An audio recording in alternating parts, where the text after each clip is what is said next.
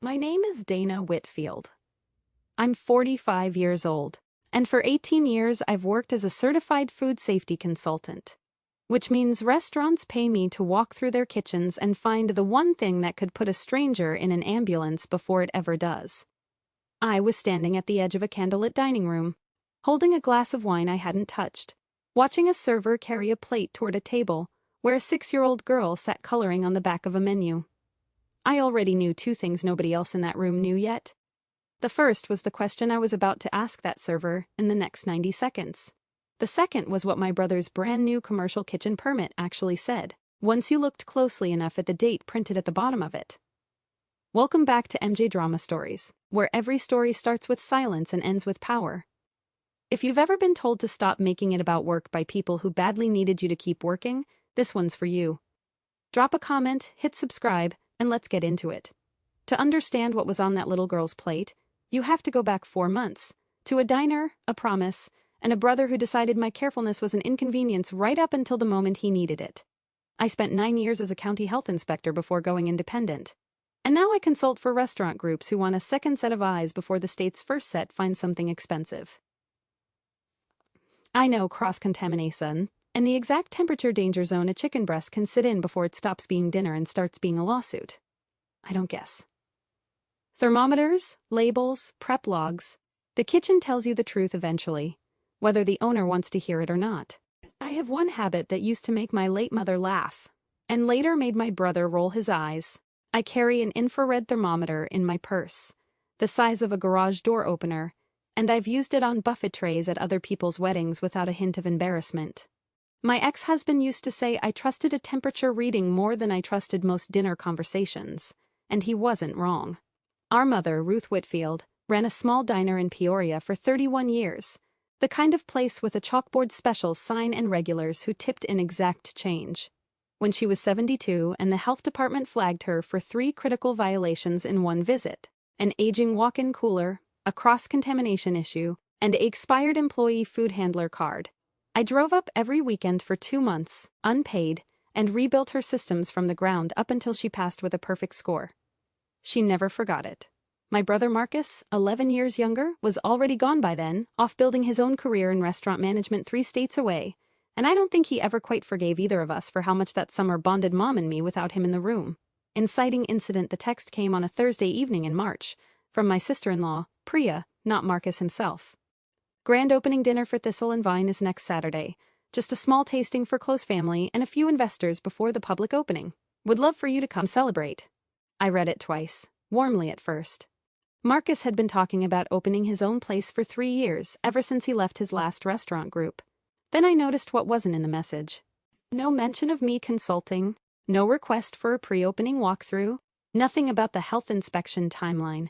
The kind of thing I'd normally have heard about a dozen times by now, the way I had with every kitchen Marcus had ever touched. I called him directly. He picked up sounding rushed, kitchen noise behind him. Dana, hey, can't really talk, we're mid-prep. I just wanted to ask about the inspection timeline for Thistle and Vine. Are you fully permitted yet? A pause, just slightly too long. We're handling it. You always make it about work, Dana. Can you just come celebrate with us for once? You always make it about work. I sat with that phrase for a long moment after we hung up. I didn't understand yet what work was standing in front of. I would understand very precisely, 9 days later, standing at the edge of that candlelit dining room. Backstory? Why the rift happened to explain that phrase? You have to understand what happened at Mom's diner, and what I only learned much later about how Marcus experienced that summer from 3 states away. When I rebuilt Mom's systems in 2019, I did it the way I do everything, methodically, in writing, with checklists taped inside cabinet doors and temperature logs that got checked twice a shift. Mom loved it. She used to call me her favorite inspector, which delighted her and, I only understood years later, quietly wounded Marcus every time she said it in front of him at Thanksgiving. He'd built an entire career in hospitality. He'd run kitchens, managed staff, learned wine lists, and the one time our mother's business had actually been in danger, it wasn't his restaurant management degree that saved it. It was his sister with a clipboard. I need to be honest about the part that isn't flattering to either of us. Over the years since, whenever Marcus opened a new venture, a food truck in 2021, a catering side business in 2022, I offered, unasked, to walk through his permits and prep areas, just to check. I told myself I was being helpful. I was also, if I'm honest, still chasing some version of being needed the way Mom had needed me that summer. The one clean, unambiguous role I'd ever had in this family that didn't require anyone to actually sit and talk to me. The free consulting both times, resentfully, the way you take help you didn't ask for and can't quite afford to refuse. By the time Thistle and Vine came along, I think he'd decided that this restaurant, at least, was going to be entirely his. No clipboard, no checklist, no older sister quietly proving she was better at his job than he was. What I didn't know, going into that Saturday, is how close to the edge Thistle and Vine actually was. His and Priya's savings, plus a modest loan from 3 of the investors attending that dinner, into the build-out. The health inspection had been scheduled twice and pushed back twice, once for a plumbing delay, once, I'd later learn. Because Marcus had asked for the reschedule himself. Buying time he didn't have. The grand opening dinner wasn't a celebration so much as a deadline dressed up as a party. Convinced the investors the restaurant was ready before anyone official confirmed that it was. My colleague, Farah Delgado, a health department supervisor I'd worked alongside for a decade, the night before the dinner. He rescheduled his own inspection twice, I told her, after explaining the timeline I'd pieced together from a permit status lookup I probably shouldn't have run. I don't think Thistle and Vine has actually passed anything yet. Then it isn't open, Farah said flatly. Dana. A restaurant serving the public, even a private tasting with paying investors watching, without a valid inspection isn't a technicality. It's a liability sitting on a plate. You know that better than almost anyone I've ever trained. I don't want to embarrass him in front of his investors. Or Mom's memory, honestly. She'd want us to be a family about this. She'd also want nobody to get sick eating off her son's tables, Farah said. You've spent your whole career being the person who checks. Don't decide, the one night it's your own brother, that checking suddenly doesn't matter. I told her I'd go, and that I'd watch, quietly, and only say something if I actually saw a problem. I didn't tell her that some small, stubborn part of me still hoped I'd walk into that kitchen and find nothing wrong at all, that Marcus for once wouldn't need me to be right. That hope wasn't professional. It was just my brother. I brought it with me anyway. The gathering that grew. Priya had called it a small tasting for close family. When I arrived at 7, Valley attendants were parking cars along a block Marcus had rented cones for, and a hostess with an iPad was checking names against a list 40 rows long. Close family and a few investors. Standing in the entryway, watching servers in matching black aprons circulate with trays of amuse-bouches, I counted place settings at a glance out of old habit. 60-some covers easily for a small dinner. Whatever this evening actually was, it wasn't the version Priya had texted me. The taped-shut walk-in and the raw bar. Passing the kitchen service door on my way to the restroom, I noticed the walk-in cooler's door handle had a strip of blue painter's tape wrapped around the latch mechanism. The unmistakable field fix for a seal that wasn't holding. The exact issue Mom's cooler had years ago. 20 feet away, in the dining room, sat a raw oyster bar on ice, glistening under pendant lighting, next to a hand-lettered sign reading chef's selection, locally sourced. A cooler held shut with tape. A raw bar serving live shellfish to 60 guests under a spotlight. Something in me, the old inspector's instinct, quietly opened a file. The permit. Near the host stand, framed and mounted the way restaurants proudly display them, hung Thistle and Vine's operating permit. I stopped to read it out of habit. The same reflex that makes me check expiration dates on grocery store dairy even when I'm just browsing. The permit was a temporary event permit, valid for a single private tasting, explicitly not authorizing regular service, and it listed a follow-up inspection date that hadn't happened yet, stamped pending in red. Half behind the frame where a casual glance wouldn't catch it, sat a second document, a denial notice from 3 weeks earlier, citing an incomplete grease trap installation and an unresolved allergen labeling deficiency. I stood very still, reading a framed document meant to reassure 60 guests that quietly admitted, in the fine print, that it authorized none of what was currently happening in that room. I photographed both pages and stepped back before anyone noticed. 3 small bricks. Priya found me near the bar not long after. "Isn't it nice," she said, smiling, "that you're just here as family tonight instead of finding things to fix? Marcus really needs this to go smoothly." I hadn't said a word about fixing anything. Brick 1. One of the investors, a genial older man named Carl Restrepo, clapped me on the shoulder as he passed. "Marcus tells me you're the restaurant expert in the family. Good to have someone in the room who actually believes in what he's building." Brick 2. Then Priya again, softer but no less pointed, catching my elbow near the raw bar. "Please just enjoy tonight, Dana. You always make everything so clinical. It makes people nervous." Brick 3, delivered like affection, which somehow made it land harder than criticism would have. Nobody raised a voice. Nobody had to. The second use of the phrase.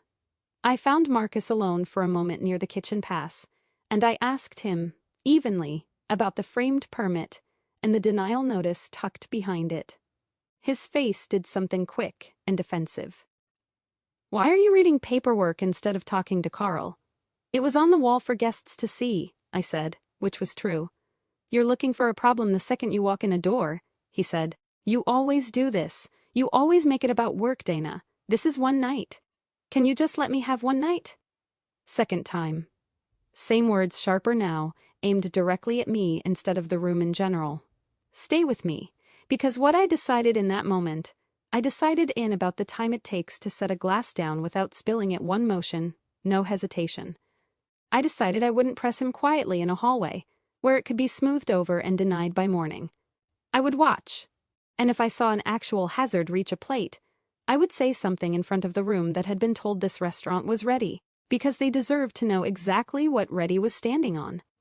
The moment came 20 minutes later, near the little girl coloring on the back of a menu, Carl Restrepo's granddaughter, 6 years old, at a table with her parents while the tasting courses came out.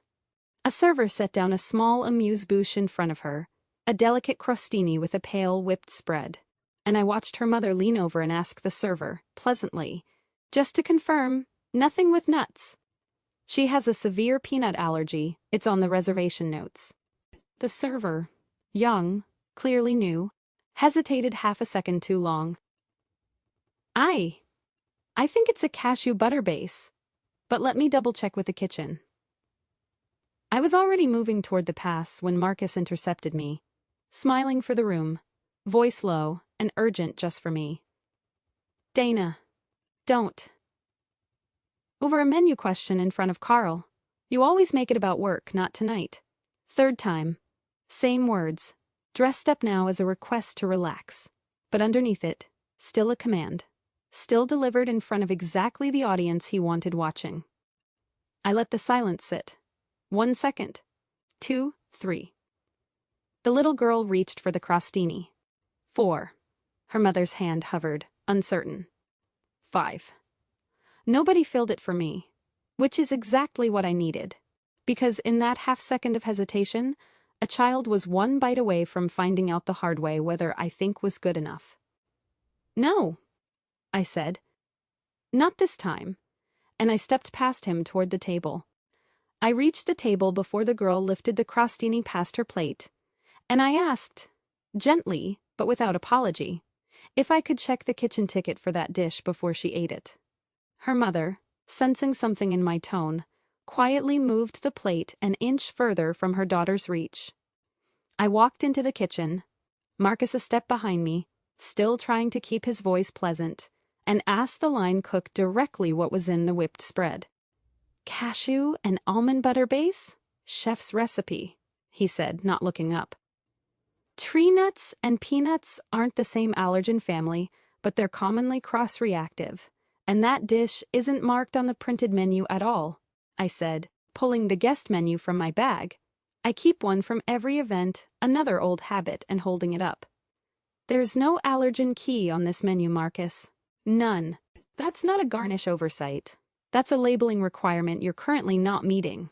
In a room with a documented severe allergy sitting 20 feet from your pass. That's we verbally confirm with guests, Marcus said, his voice climbing half a register. First failure. Your server didn't know what was in it, I said. That's not a verbal confirmation, that's a guess, and I just watched a child almost eat it. I turned to the kitchen at large. Where's your current allergen matrix? Every commercial kitchen is required to have one posted, cross-referenced by dish. Nobody answered. Second failure, no matrix existed, and everyone in that kitchen knew it. Marcus tried once more, quieter now but more desperate, glancing toward the dining room where Carl Restrepo had noticed the commotion and was now watching. Dana, please, investors are right there. I know, I said, which is why I'm telling you now quietly instead of letting that little girl's mother find out the hard way in an ambulance, which is what almost happened 30 seconds ago. I held up my phone, the photos of the framed permit and the hidden denial notice still open. You don't have a valid operating permit for tonight, Marcus. You have a single event tasting permit and an unresolved allergen labeling deficiency from 3 weeks ago that you never fixed. I don't stay quiet when someone could get hurt. I never will, not for you, not for anyone. He didn't answer. Third failure, no more deflection left, just silence from a man who had built the entire evening around being believed. Carl Restrepo walked over slowly, having heard enough. Marcus, he said, quiet but carrying, is that true, about the permit? Marcus looked at his investor, at me, and said nothing at all. In the days that followed, the consequences arrived the way they usually do once safety, not optics, takes over the conversation. Carl and the 2 other investors paused their funding pending a full past health inspection, not a punishment. They were clear. Just due diligence they should have insisted on from the start. Marcus postponed the public opening by 6 weeks. He hired an independent food safety consultant, not me, which stung a little, though I understood it, and which turned out to be the right call for both of us, to bring the kitchen fully into compliance, allergen matrix and all. Thistle and Vine passed its real inspection 5 weeks later on the first try. Marcus didn't speak to me for a month. I let the silence be his to break, the way I'd learned to let silences be, and I stopped waiting for the version of that grand opening I'd quietly hoped for since the day he first mentioned the idea. Then, on a Sunday afternoon in early summer, Priya called, not Marcus, and asked if she could come by.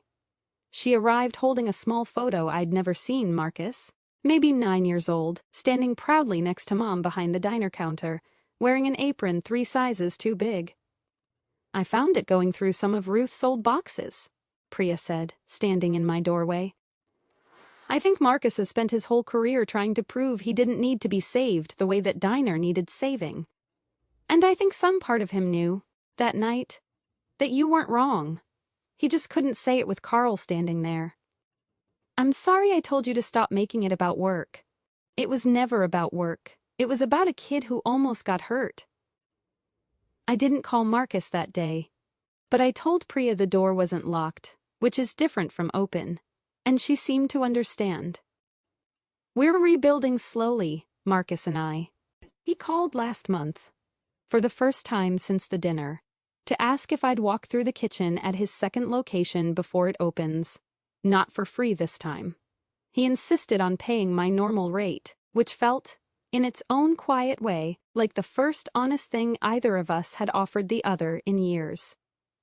Here's what 18 years of checking what other people hoped nobody would check, and one dinner reminding me why, finally taught me, being asked to stop making it about work is usually just someone's way of asking you to stop noticing what they already know is true.